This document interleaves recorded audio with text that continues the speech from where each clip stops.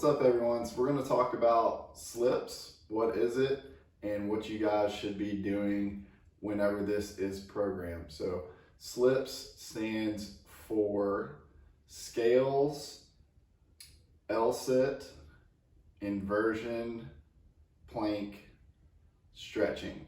Okay, so we're going to start with the first letter. So we're going to start with scales. That is for front and back scales. So what that means is you're simply just going to practice lifting one foot up off the ground with the arms extended.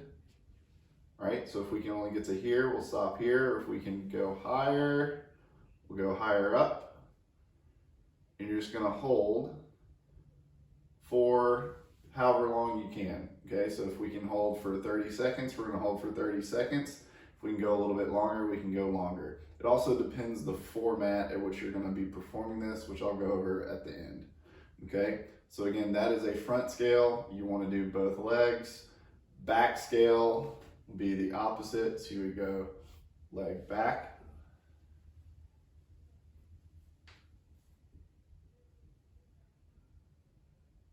and hold. Okay, so you might have even seen the knee was moving a little bit there. This is a very challenging position for me as far as stability goes, but this is going to really help improve that stability. So this is something we should all be working on, right? So next we're going to talk L-sit.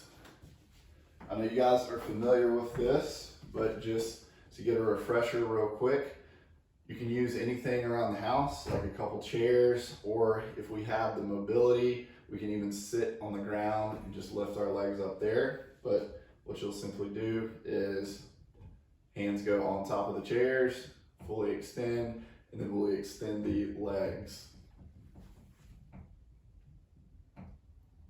All right, so if that position is too tough or too challenging to hold, you'll then just bring the feet closer to you. So bent knee or completely tucked. All right, from there we have inversion. So inversion just means handstand work or getting your head above your hands in some fashion, whether that is kicking up against the wall, practicing freestanding handstand holds, going into a downward facing dog, but something where we're getting in that upside down position. Okay, planks. So for the planks, you can choose. You can go with forearm, arms extended. You can go side. On the side, you can raise the legs up, play around with it. Okay, get creative there. Finally, we have stretching.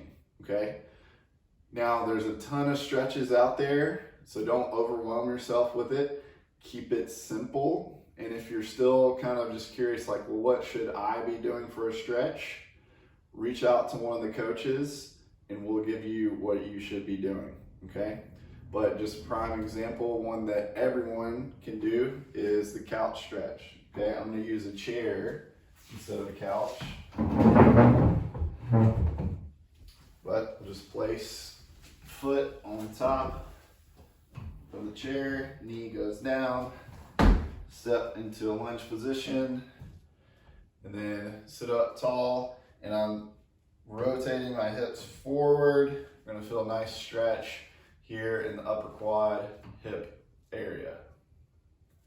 Okay, now how you should go about this, because we're gonna allot 20 minutes, is break it into segments, okay?